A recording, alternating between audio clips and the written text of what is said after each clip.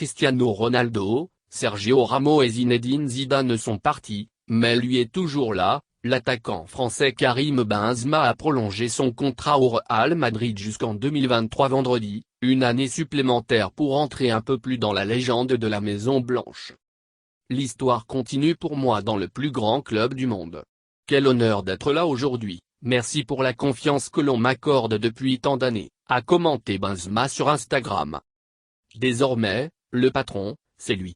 À 33 ans, Karim Benzema sort de la meilleure saison de sa carrière sur le plan individuel, et est devenu le principal atout offensif d'un Real Madrid en reconstruction, où sa voix est de plus en plus importante.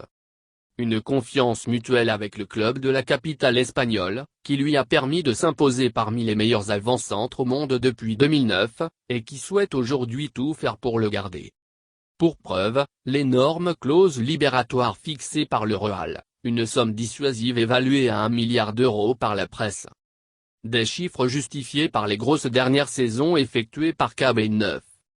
Depuis le départ de l'icône Cristiano Ronaldo en 2018, et malgré l'arrivée d'Eden Hazard à l'été 2019, souvent blessé depuis lors, Karim Benzema s'est mué en avant-centre froid, méthodique et assoiffé de buts dont le Real Madrid avait besoin, abandonnant définitivement son rôle de fournisseur de ballons et d'appui de CR7. Malgré l'âge, ses performances se sont bonifiées, il a été désigné meilleur joueur français de l'étranger en 2019 et en 2021 par l'UNFP, meilleur joueur du Real Madrid et de la Liga en 2020, a fait partie de l'équipe type de la dernière Ligue des Champions et a fini deuxième meilleur buteur de Liga la saison passée avec 23 buts, derrière l'intenable Lionel Messi, 30 buts. La saison dernière, il a marqué 34 buts en 52 matchs toutes compétitions confondues. De quoi rêver encore du Ballon d'Or. Toujours. C'est toujours dans ma tête, glissait-il dans un entretien à l'AFP, début juin.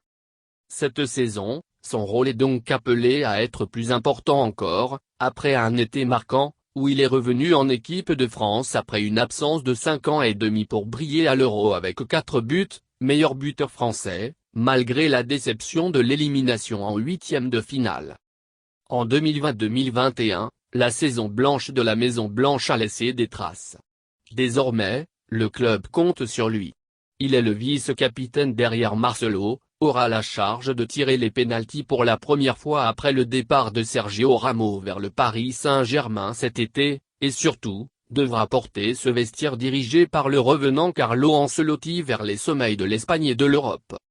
Des responsabilités qu'il endosse déjà sur le terrain. Lors du premier match de la saison à Alavés, samedi, on l'a vu guider ses équipiers par la voix, et marquer 2 buts, pour offrir un premier et large succès à Ancelotti, 4-1.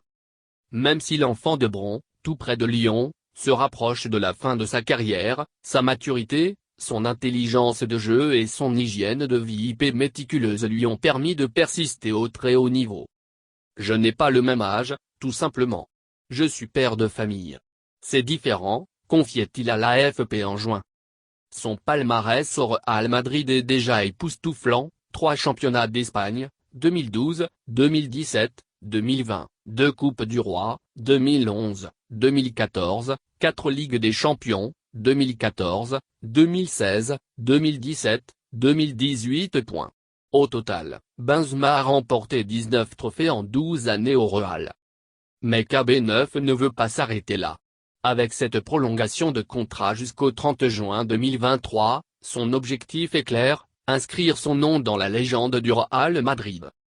Avec 281 buts en 560 matchs, Benzema est le 5e meilleur buteur de l'histoire du club toutes compétitions confondues.